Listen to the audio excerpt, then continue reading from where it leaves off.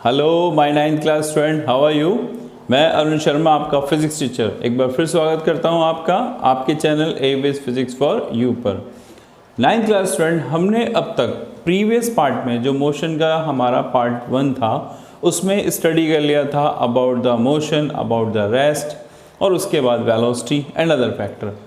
इस पार्ट में जो आज हम रिप्रेजेंटेशन शुरू करने जा रहे हैं वो है graphical representation of velocity, displacement etcetera. तो इसी सीरीज में हम ग्राफ के थ्रू उन सारी बातों को एक्सप्लेन करेंगे जो हमने पार्ट 1 में एक्सप्लेन की थी। तो आज हमारा फर्स्ट पार्ट है ग्राफिकल रिप्रेजेंटेशन, ग्राफ के थ्रू रिप्रेजेंट करना motion of a body for their distance and time. Time और डिस्टेंस को लेकर बॉडी के मोशन को हम डिस्क्राइब करेंगे थ्रू द ग्राफ। अब हमें यहाँ देखना है कि अगर हमारे पास एक बॉडी ऐसी हो जो रेस्ट में हो तो उसके लिए ग्राफ कैसा पॉसिबल है। अगर कोई बॉडी रेस्ट में होगी तो सपोज़ एक स्कूटर आप लेकर आए और स्कूटर आपने घर के बाहर खड़ा कर दिया 4 बजे से 5 बज गए। अब भी स्कूटर कहाँ खड़ा है? घर के बाहर। 5 से 6 बज गए, अब भी स्कूटर कहाँ खड़ा है? घर के बाहर। 6 बजे से सुबह के 7 बज गए, लेकिन अब भी स्कूटर कहाँ खड़ा है? घर के बाहर। यानी यहाँ टाइम तो चेंज हो रहा है बट ऑब्जेक्ट अपनी पोजीशन को चेंज नहीं कर रहा। It means to it is very clear. अगर हम इसके लिए ग्राफ रिप्रेजेंट करें तो क्या दिखाई देगा? Time values change but distance remain unchange. तो एक बार देखते हैं इसका ग्राफ कैसा बन सकता है। हम बात कर रहे हैं ग्राफ प्लॉट करने के लिए बिटवीन डिस्टेंस एंड टाइम, और वो भी किस मोशन के लिए? जब हमारा ऑब्जेक्ट किस में है? रेस्ट में। ऐसी सिचुएशन में उसका ग्राफ कैसा आएगा? ये होगा इसका ग्राफ का फॉर्मेट, जिसमें आप देख रहे हैं ये जो एक्स एक्सिस है इट रिप्रेजेंट द टाइम। किसे बता रहा है? टाइम को। And Y axis it represent the distance, ये बता रही है ऑब्जेक्ट के डिस्टेंस को। टाइम 0 था, ऑब्जेक्ट का डिस्टेंस सपोज 5 मीटर, ये मीटर में है सपोज। टाइम हुआ 1 सेकेंड, अब भी डिस्टेंस कितना है? 5। टाइम हुआ 2 सेकेंड, अब भी डिस्टेंस कितना है? 5।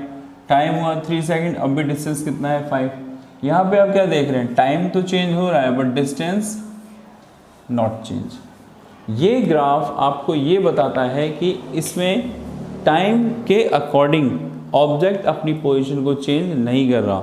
इट मीन्स ऑब्जेक्ट किस में है? रेस्ट में। शुरू करते हैं ग्राफ रिप्रेजेंटेशन किन के लिए? उन बॉडीज़ के लिए जो यूनिफॉर्म मोशन को फॉलो कर रही हैं। सपोज कोई ऑब्जेक्ट एक यूनिफॉर्म मोशन में मूव कर रहा है तो उसके लिए डिस्टेंस और टाइम के बीच में अगर ग्राफ प्लॉट किया जाए तो कैसा आएगा? तो केयरफुली समझिएगा। किसके लिए बात कर रहे हैं हम? उनके लिए जो यूनिफॉर्म मोशन कर रही हैं, ऐसी बॉडीज़ के लिए ग्राफ का रिप्रेजेंटेशन। ये हमारे पास हो गया। एक्स एक्सिस किसको रिप्रेजेंट कर रहा है? टाइम को। वाई एक्सिस किसको रिप्रेजेंट कर रहा है हमारे पास? वो रिप्रेजेंट कर रहा है हमारे पास डिस्टेंस को। सपोज 1 बाय 1 अगर ऑब्जेक्ट यूनिफॉर्म मोशन कर रहा है तो उसका ग्राफ आएगा ऐसे। इसे समझिए।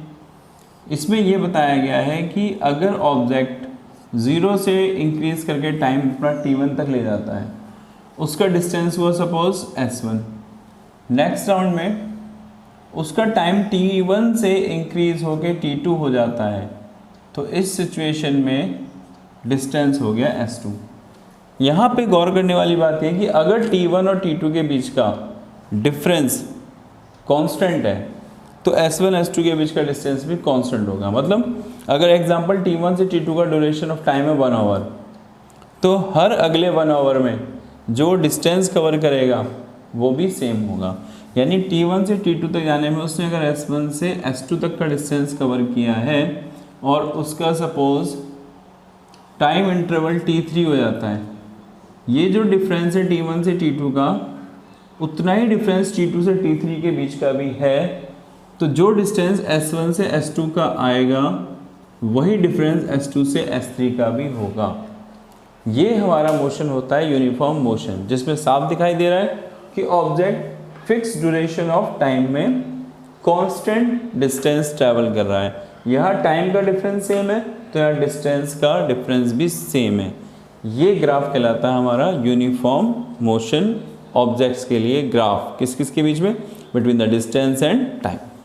अब हम फाइंड करने की कोशिश करेंगे वेलोसिटी। किसके लिए? Object continuously move on a uniform motion.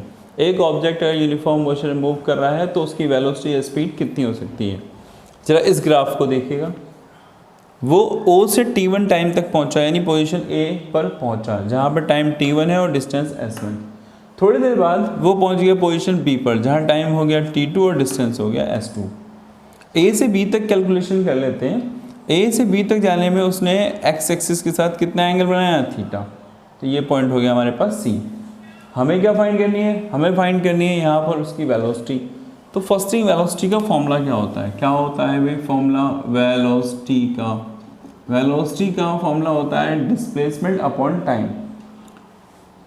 A से B तक जाने में उसका डिस्प्लेसमेंट कितना आ रहा है? S2 माइनस S1, और टाइम कितना आ रहा है? T2 minus T1।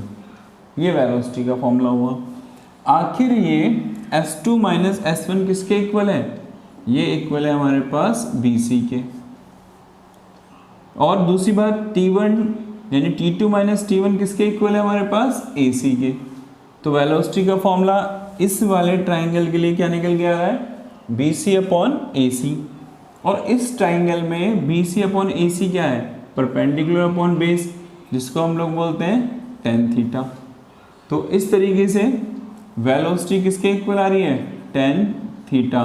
tan theta मतलब क्या हो गया? स्लोप ऑफ ग्राफ, और वो भी कब? जब ग्राफ प्लॉट हो between the distance and time. तो इस तरीके से हमने ये सीखा कि अगर हमें यूनिफॉर्म मोशन करते हुए ऑब्जेक्ट की वेलोसिटी निकालनी हो और हमारा ग्राफ प्लॉट किया गया हो डिस्टेंस और टाइम के बीच में, तो हम कैसे निकाल सकते हैं? तो उस केस में हम वेलोसिटी को tan थीटा के इक्वल लेते हैं, जहाँ tan थीटा क्या है? स्लोप। तो यानी अगर आपने डिस्टेंस और टाइम के बीच में प्लॉट ग्राफ के लिए स्लोप फाइंड कर लिया तो वो होगी आपकी वेलोसिटी उस पर्टिकुलर डिफरेंस के बीच में। जैसे अभी हमने किसके बीच में लिया? हमने लिया T1 से T2 के बीच में, बट ये यूनिफॉर्म है तो इसके लिए तो हर जगह क्या आएगी? Same. Suppose object constant velocity से मूव कर रहा है, मतलब उस केस में उसका एक्सेलरेशन कितना है? 0। ना उसकी वेलोसिटी इंक्रीज हो रही ना डिक्रीज हो रही, और तब हम एक ग्राफ प्लॉट करना चाहें और उससे डिस्टेंस निकालना हो तो हम कैसे फाइंड कर सकते हैं वो सीखते हैं। ये आपका ग्राफ किसके बीच में ग्राफ होगा? ये पहले तो ये समझते हैं, ये ग्राफ होगा बिटवीन वेलोसिटी एंड टाइम के बीच में। अब ग्राफ प्लॉट करते हैं। ये हो गया हमारे पास एक्स एक्सिस में टाइम, वाई एक्सिस में हमारे पास क्या आ रहा है? वेलोसिटी। सपोज टाइम 0 से इंक्रीज होके हुआ T1, उसके बाद एक लेंगे टाइम T2, तो टाइम लगातार इंक्रीमेंट दिखा रहे हैं हम। जब उसका टाइम 0 था तो वेलोसिटी सपोज इतनी थी, कितनी? v। टाइम इंक्रीज होकर T1 हुआ, अब भी वेलोसिटी कितनी है? v। टाइम T2 हुआ, अब भी वेलोसिटी कितनी है? v। यानी इसका मतलब क्या हुआ? टाइम तो उसका चेंज हो रहा है लेकिन उसका वेलोसिटी का मैग्नीट्यूड चेंज नहीं हो रहा। वेलोसिटी क्या है उसकी? कांस्टेंट, क्योंकि यहाँ पे एक्सेलरेशन 0 है। अब जरा देखते हैं कि आखिर हम डिस्टेंस कैसे फाइंड कर सकते हैं इस ग्राफ के लिए। ये एक पोजीशन, ये दूसरी पोजीशन, हमने इनको नेम देना है। नेम दे दिया इसको सपोज A, B, C और D। ये हमारे पास एक सिचुएशन आ गई। हम फाइंड करते हैं कैलकुलेशन। अब तक जो हमने पढ़ा है उसके अकॉर्डिंग फॉर्मूले की बात करें तो वेलोसिटी का फॉर्मूला क्या होता है? Velocity means distance upon time taken. यहाँ से अगर मैं डिस्टेंस की वैल्यू फाइंड करने की कोशिश करूँ तो वो आएगा वेलोसिटी इनटू टाइम। अब देखते हैं डिस्टेंस कितना हुआ यहाँ से। तो distance is equal to velocity कितनी है हमारे पास? वो तो कांस्टेंट है v, वो तो चेंज ही नहीं हो रही। A से B तक की बात कर रहे हैं हम, वेलोसिटी v थी, और टाइम कितना हुआ A से B तक जाने में? T2 minus T1। Velocity v, इसको हम क्या बोल सकते हैं? भाई वेलोसिटी में तो कोई चेंज ही नहीं आया, वो हर जगह सेम है। T1 पे भी इतनी, T2 पे भी इतनी, तो वेलोसिटी तो हो गए हमारे पास इक्वल टू में AD के। वैल्यूज हमने रख दी इसकी AD, और T2 माइनस T1 किसके इक्वल आ रहा है हमारे पास? DC। AD मल्टीप्लाई DC, ये क्या हुआ? एरिया ऑफ ग्राफ, बट ये ग्राफ किसके बीच में प्लॉट है, वेलोसिटी एंड टाइम के बीच में।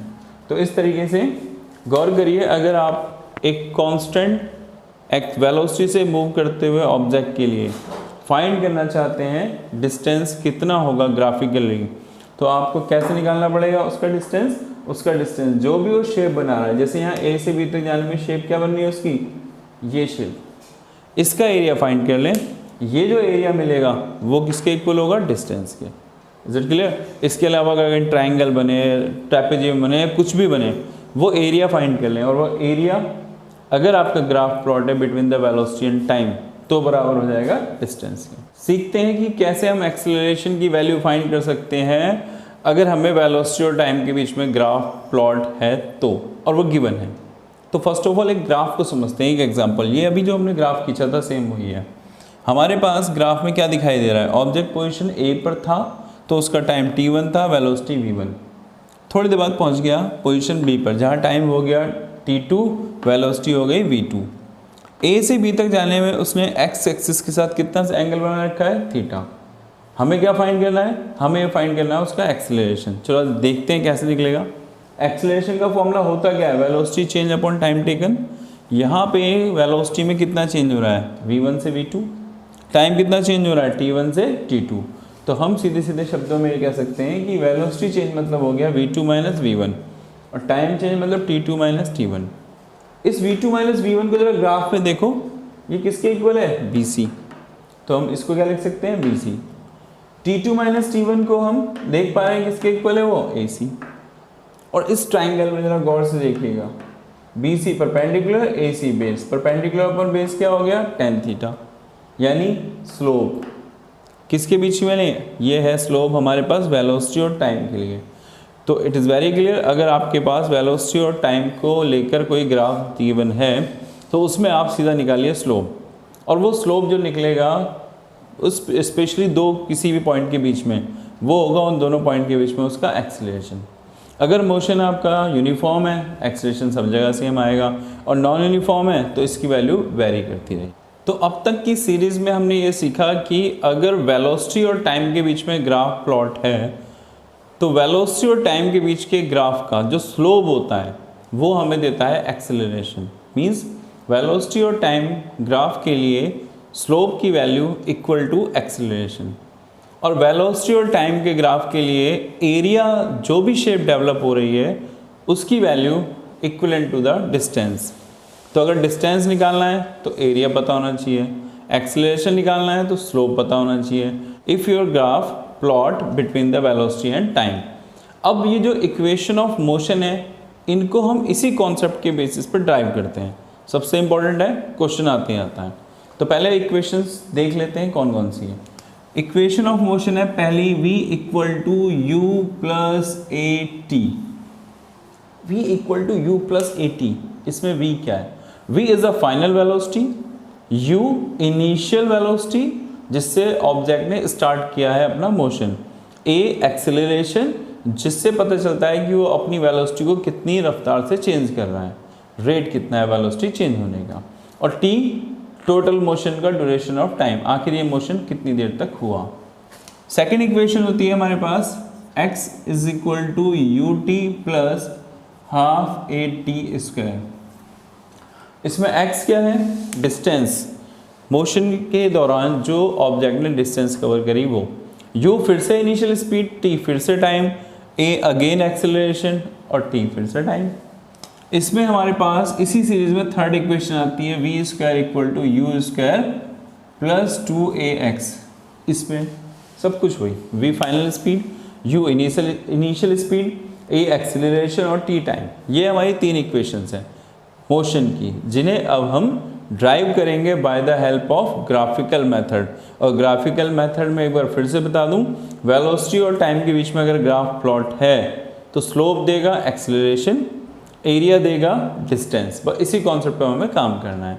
अब हम स्टार्ट करते हैं इन तीनों इक्वेशंस का डेरिवेशन। शुरुआत करते हैं ग्राफिकल रिप्रेजेंटेशन के थ्रू तीनों इक्वेशंस को ड्राइव करने के लिए। पहले हम इस ग्राफ को ही समझते हैं। इनिशियल स्टेज पे जब उसका टाइम 0 था, ऑब्जेक्ट की इनिशियल वेलोसिटी थी u, तो इनिशियल वेलोसिटी कितनी थी u।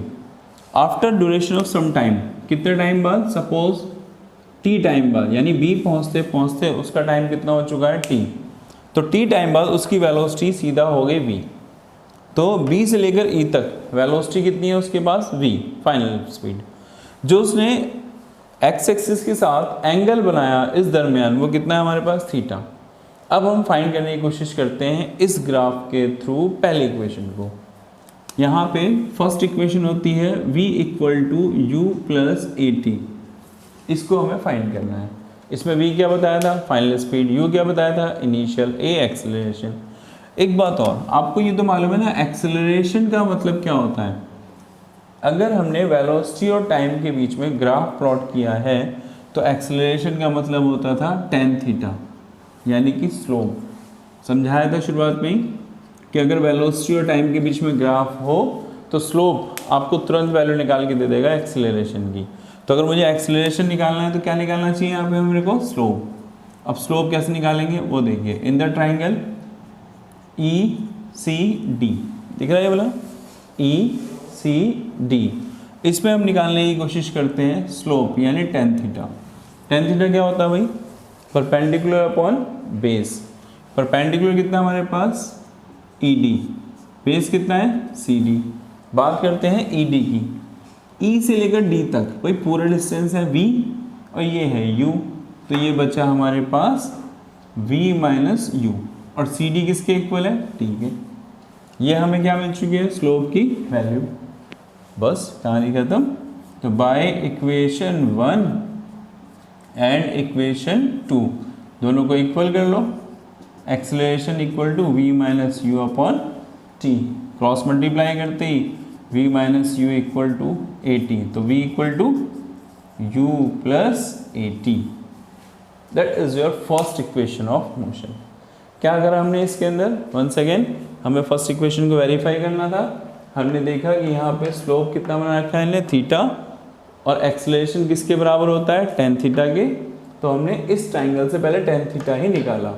tan थीटा क्या होता है, परपेंडिकुलर अपॉन बेस। परपेंडिकुलर कितना है, v माइनस यू, और बेस कितना है t। वैल्यू प्लेस करी, क्रॉस मल्टीप्लाई किया दोनों को इक्वल करते ही, और equation prepared, v equal to U plus A T. Second equation होती है हमारे पास x is equal to U T plus half A T square. अब हम इसको ड्राइव करने की कोशिश करते हैं। जैसा कि हमें पता है x मतलब डिस्टेंस, और डिस्टेंस किसके इक्वल होता है, एरिया ऑफ ग्राफ। तो अगर हमें डिस्टेंस निकालना है तो हमें क्या निकालना चाहिए, एरिया। तो पहले मैं इसका एरिया निकालता हूँ। तो यहाँ पे एरिया कितना आएगा इसका, पूरा ग्राफ का एरिया ऑफ ग्राफ, वो इक्वल टू में, देखो C से E तक पहुँचने में, यानी एक पोजीशन से दूसरी पोजीशन तक जाने में ये पूरा एरिया इसने कवर किया है। अब ये एरिया हमें कैसा दिख रहा है, ये हो गया ट्राइंगल, ये हो गया रेक्टेंगल, दोनों का एरिया ऐड कर लो, बन गया इनिशियल से फाइनल तक, यानी O से B तक जाने में कवर्ड एरिया। तो एरिया ऑफ ग्राफ इस सिचुएशन में हमें दिख रहा है वो बराबर होगा area of rectangle A C D B plus area of triangle E D C. आप रेक्टेंगल का एरिया निकालिए और ट्राइंगल का एरिया निकालिए और दोनों कर दीजिए सम। ये हो जाएगा ओ से बी तक, इनिशियल से फाइनल पोजीशन तक जाने में पूरा कवर्ड एरिया वेलोसिटी और टाइम के बीच में। अब देखते हैं क्या वैल्यू निकल के आती है इसकी। ये वैल्यू जो निकल के आ रही है हमारे पास, एरिया ऑफ, जरा एरिया ऑफ ट्राइंगल रेक्टेंगल की बात करते हैं, कितना हो जाएगा यहाँ से इसका एरिया हमारे पास, वो हो जाएगा ओ C multiply by A B, और ट्राइंगल का एरिया 1/2 बेस हो गया हमारे पास सी डी इंटू हाइट हो गया हमारे पास इसकी डी ई। वैल्यू प्लेस करते हैं, ओ सी किसके इक्वल है, यू के, ए बी इक्वल है टी के हाफ, सी डी किसके इक्वल है, C D is equal to T, D E किसके इक्वल है, वी माइनस यू। ये कुछ ऐसी इक्वेशन बन रही है, जरा गौर करिएगा। वी नो वेरी वेल, हमें पता है फर्स्ट इक्वेशन में v इक्वल टू क्या होता था, u प्लस ए टी, तो इसका मतलब v माइनस यू किसके बराबर आना चाहिए, v माइनस यू बराबर आना चाहिए 80 के। इसको v minus U equal to 80 को यहाँ रखते हैं, तो इस तरह से एरिया वो आया हमारे पास यू टी प्लस टी और v माइनस यू की जगह पर 80। टोटल एरिया हो गया हमारे पास U T plus half A T square, equation number 2।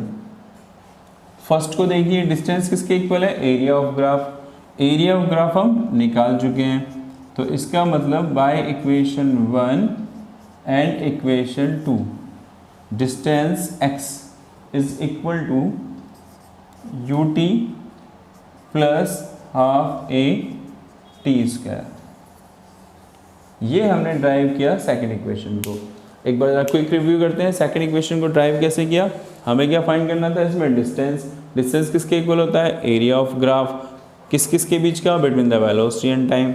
यहाँ पे ग्राफ कैसा दिखाई दे रहा है, उसमें आ रहा है एक रेक्टेंगल और एक ट्राइंगल, जो इनिशियल से फाइनल के बीच में कवर्ड एरिया है उसकी बात कर रहे हैं।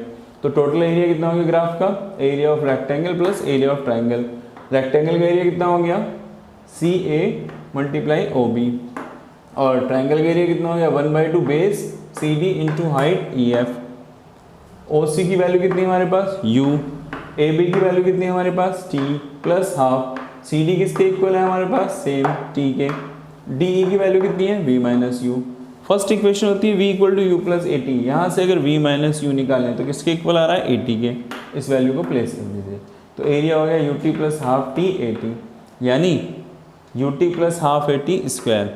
ये भी एरिया है और ये भी एरिया है, और एरिया किसके बराबर, डिस्टेंस के। Finally x is equal to U T plus half A T square. ये अब वेरीफाई करते हैं third equation of motion by the graphical method. पहले थर्ड इक्वेशन की एक बार बात कर लें। थर्ड इक्वेशन क्या होती है, V square equal to U square plus 2ax। ये है आपकी third equation.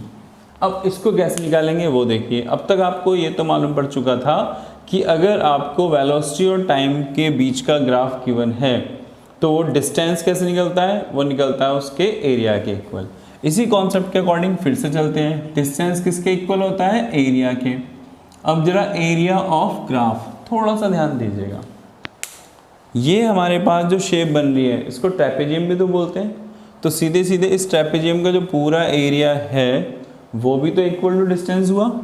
Same x equal to area of graph, और यहाँ पे एरिया ऑफ क्या बनेगा हमारे पास, ट्रेपेजियम। क्या नाम है उसका, A B E C A.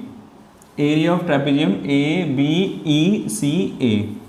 Maths में हमने पढ़ा हुआ है ट्रेपेजियम का एरिया कितना होता है, 1/2 sum of parallel side multiply separation between them. So sum of parallel side, एक तो साइड है AC और एक साइड है हमारे पास EF, इनका सम। तो sum of parallel side means AC plus EB, और इनके बीच का सेपरेशन कितना आ रहा है हमारे पास, AB। देखते हैं वैल्यूज क्या आती है। AC मतलब U, EB मतलब V, U plus V। AB मतलब A और B के बीच का डिस्टेंस कितना है हमारे पास, टाइम, ठीक है, इक्वल। हमने अभी तक देखा फर्स्ट इक्वेशन में v इक्वल टू होता था u plus A T.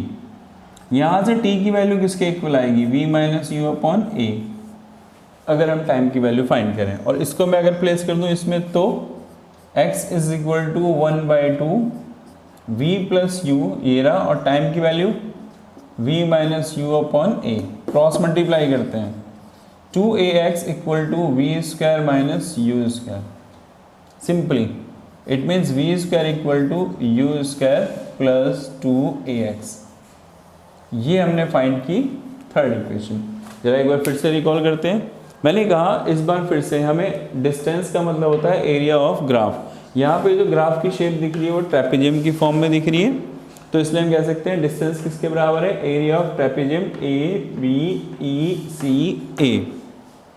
Trapezium का एरिया का फॉर्मूला होता है 1/2 sum of parallel side AC plus EB multiply separation between them. AC किसके इक्वल है, U के। EB किसके इक्वल है, V के। ऑलरेडी में इनके बीच का सेपरेशन कितना है, T। हमें पता है फर्स्ट इक्वेशन जो हमने पढ़ी थी v equal to U plus A T. यहाँ से टाइम की वैल्यू निकालिए और उसको यहाँ प्लेस करिए, तो x equal to 1/2 v plus U और टाइम की value v minus U upon A. Cross multiply करिए 2ax a प्लस बी और a माइनस बी, बन गया मैथ्स का formula a square minus B square. उसी फॉर्मूले से ये वैल्यू हो गई v square minus U square. Cross multiply किया तो v square equal to U square plus 2x। ये है आपकी थर्ड इक्वेशन। ट्राई करते हैं एक न्यूमेरिकल जो रिलेटेड है ग्राफ फॉर्मेशन पे। यहाँ पे हमें एक ग्राफ दिया है क्वेश्चन में और इसमें हम वेरियस टाइप के क्वेश्चंस निकालने की कोशिश करेंगे, डिफरेंट टाइप की वैल्यूज़। पहले ग्राफ समझते हैं। ये ग्राफ हमें दिया हुआ है जिसमें x एक्सिस में टाइम है और y एक्सिस में हमारे पास वेलोसिटी है। पोजीशन O जहाँ पे टाइम 0 वेलोसिटी भी 0, पोजीशन E या A, E की बात करते हैं टाइम 2 सेकेंड वेलोसिटी 0, A की बात करते हैं टाइम 2 सेकेंड वेलोसिटी हो गई 15, position D time 6 second velocity 0, position B time 6 second लेकिन वेलोसिटी है 15। मतलब A से लेकर B तक उसकी वेलोसिटी 15 ही थी, 15 मीटर पर सेकेंड। C की बात करते हैं टाइम 8 सेकेंड और वेलोसिटी 0।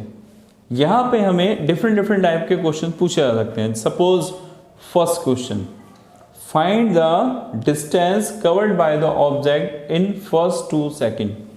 ऑब्जेक्ट ने इस ग्राफ को देखकर बताइए कि पहले 2 सेकेंड में कितना डिस्टेंस कवर किया। पहले एक बात, कॉन्सेप्ट हमने पढ़ा था, अगर आपका ग्राफ प्लॉट है वेलोसिटी और टाइम के बीच में, तो अगर आपको निकालना है डिस्टेंस तो आपको निकालना पड़ेगा एरिया। आपको निकालनी है एक्सेलरेशन की वैल्यू तो आपको निकालना पड़ेगा यहाँ पे स्लोप। हमें क्या निकालना है? डिस्टेंस पहले 2 सेकेंड में। तो हमें क्या निकालना चाहिए? फर्स्ट 2 सेकेंड में जो भी कवर्ड शेप है वेलोसिटी और टाइम के बीच में, मतलब जो भी शेप बन रही है उसका हमारे पास एरिया कितना आता है। देखते हैं पहले 2 सेकेंड में कैसी शेप बनती है। तो पहले 2 सेकेंड में ये तो शेप बन रही है, कैसी शेप है? Triangle OAE। पहले 2 सेकेंड में सिर्फ इतना ही तो कवर हुआ, हमें दिखाई दे रहा है पहले 2 सेकेंड में एक ट्राइंगल। तो हम सीधे शब्दों में कह सकते हैं कि अगर हमें फर्स्ट 2 सेकेंड में निकालनी है डिस्टेंस तो वो कैसे मिलेगी? फर्स्ट 2 सेकेंड में उसके लिए हमें निकालना पड़ेगा area of triangle OAE। OAE triangle का जो भी एरिया है वो आपको निकाल के देगा यहाँ डिस्टेंस की वैल्यू। ट्राइंगल का एरिया कितना होता है भाई? 1/2 बेस इंटू हाइट। बेस कितना है हमारे पास? OE। हाइट कितनी है हमारे पास? AE। इनकी वैल्यूज को यूज करते हैं। OE कितना है हमारे पास? 0 to 2 सेकेंड, 2 सेकेंड सिर्फ। AE कितना है हमारे पास? 15 मीटर पर सेकेंड। 2 से 2 कैंसिल, आंसर बचा 15 मीटर। तो इससे क्या मालूम पड़ा कि पहले 2 सेकेंड में जो ऑब्जेक्ट ने डिस्टेंस कवर किया होगा वो कितना होगा हमारे पास? 15 मीटर। क्वेश्चन का पहला पार्ट जिसमें हमें शुरुआत के 2 सेकेंड में कितना उसने डिस्टेंस कवर किया है वो निकालना था। तो हमें मालूम पड़ा पहले 2 सेकेंड में जो शेप बन रही है वो बन रही है ट्राइंगल, और ट्राइंगल का एरिया कितना होता है? 1/2 base into height. Value apply करी और कैलकुलेशन करके आंसर आया 15 मीटर, क्योंकि पहले 2 सेकेंड में टाइम तो हो गया 2 सेकेंड, यानी बेस और हाइट हो गई 15। इस क्वेश्चन का second part, find the distance covered by the object when it is moving with the speed of 15 metre per second. जिस वक्त आपका ऑब्जेक्ट 15 मीटर पर सेकेंड की स्पीड से मूव कर रहा होगा उस दरमियान उसने कितना डिस्टेंस कवर किया होगा। देखते हैं 15 मीटर पर सेकेंड कहाँ आता है? ये आया यहाँ पे 15 मीटर पर सेकेंड, मतलब इसको उसने मेंटेन कहाँ किया है? A से लेकर B तक। तो A से B तक जाने में उसकी स्पीड कितनी रही? 15। तो क्वेश्चन ये बन गया कि A से B तक जाने में कितना डिस्टेंस उसने कवर किया। अब A से B तक का जरा निकालते हैं, कवर्ड एरिया कितना आएगा? A से B तक का कवर्ड एरिया आएगा ये रेक्टेंगल। कौन सा रेक्टेंगल? ABDE। ये होगा A से B तक जाने में कवर्ड एरिया। तो अगर हमें इस दरमियान निकालनी हो डिस्टेंस तो ये बराबर आएगी फिर से एरिया ऑफ ABDE जो है हमारा एक रेक्टेंगल। क्या एरिया होगा रेक्टेंगल का? वो होगा A B multiply by A E multiply A B.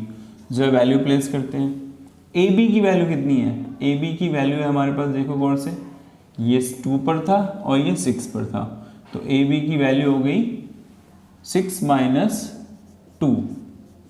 बात करते हैं ए की वैल्यू कितनी है, ये 15 पे है, ये 0 पे है, तो 15 माइनस 0, तो ये हो गया 4 और ये आया 15, आ गया 16 मीटर। तो इसमें देखने वाली बात क्या है कि उसने क्वेश्चन में कहा था कि जिस वक्त ऑब्जेक्ट 15 मीटर पर सेकंड की स्पीड को मेंटेन कर रहा होगा उसने कितना डिस्टेंस कवर किया होगा।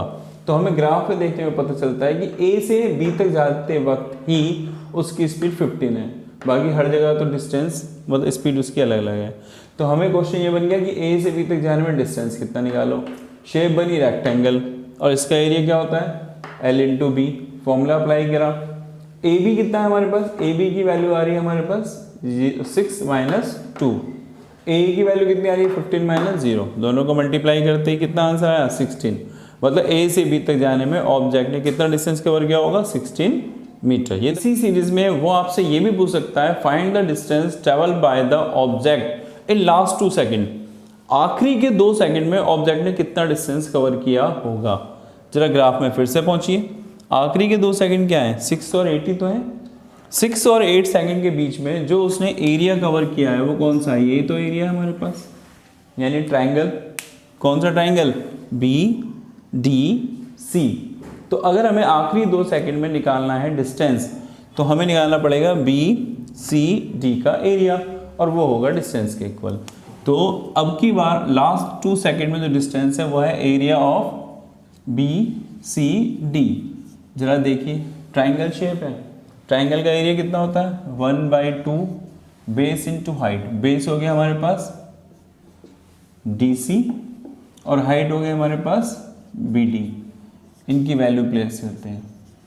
What about the DC, difference कितना है 8 minus 6। And what about the BD 15 minus 0। देखो ना BD, B 15 पर है और D 0 पर है, तो ये हो गया निकल गया 1/2 8 माइनस 6 यानी 2 15 2 से 2 कैंसिल अगेन। तो आखिरी 2 सेकंड में भी जो उसने डिस्टेंस कवर किया वो कितना था 15। इस तरीके से आपने 3 कैटेगरी अब तक सीख ली। स्टार्टिंग के 2 सेकंड में डिस्टेंस कितना था, जिस वक्त उसकी स्पीड 15 मीटर पर सेकंड थी तब तक डिस्टेंस कितना था, आखिरी 2 सेकंड में डिस्टेंस कितना था, और एक लास्ट टोटल डिस्टेंस कितना था। टोटल डिस्टेंस का मतलब है ये वाला एरिया प्लस ये वाला एरिया प्लस ये वाला एरिया, तीनों एरिया निकाल के आप ऐड कर दें वो होगी टोटल डिस्टेंस।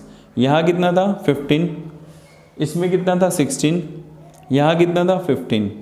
यानी अगर टोटल डिस्टेंस की हम बात करें कि उसने कितना कवर किया, टोटल डिस्टेंस यहाँ पे पहली बार में 15 पहले 2 सेकंड में और 2 से लेकर 6 तक 16, आखिरी 2 में फिर 15, टोटल हो गया 19। तो उसने अपनी पूरी जर्नी में 8 सेकंड के अंदर इस तरीके से मोशन करते हुए 90 मीटर का डिस्टेंस कवर किया। It's a very important question, graphical है, एग्जाम में खूब आता है तो बहुत केयरफुली देखें। और एक last question, suppose A car moving with the initial speed of 18 km/h and after 5 second it achieve the speed of 36 km/h। वो 18 km/h की स्पीड से चल रही थी और 5 सेकंड बाद उसकी स्पीड हो गई 36 km/h। इसमें आपसे पूछा सकता है फाइंड द एक्सेलरेशन और distance covered by the car. तो इस तरह के क्वेश्चन का सॉल्यूशन कैसे करना है वो सीखिए। सबसे पहले हम चलते हैं सॉल्यूशन पार्ट पे। उसकी इनिशियल स्पीड कितनी है 18।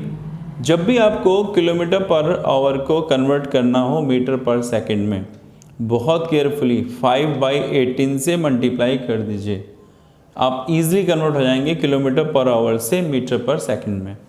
देखिए 18 km/h multiply by 5/18, your answer is 5 metre per second initial speed. उसके बाद उसकी स्पीड हो जाती है 36 km/h मल्टीप्लाई 5/18, ये हो गया 10 मीटर पर सेकंड। कितने टाइम में ऐसा हुआ 5 सेकंड में। हमने लगाई first equation v = u + at। Final velocity है कितनी हमारे पास 10, इनिशियल 5, स्पीड इंक्रीज हुई है इसलिए प्लस छोड़ेंगे। एक्सेलरेशन फाइंड करना है, टाइम था 5 सेकेंड, 10 - 5 यानी कि 5 और ये 5 ए कितना हो गया 5/5 यानी 1। तो इस तरीके से हमें उस कार का एक्सेलरेशन मिला 1 मीटर पर सेकेंड स्क्वायर का। अब बात आती है कि उसका डिस्टेंस। हमने डिस्टेंस के लिए अप्लाई की second equation, x = ut + ½ at²।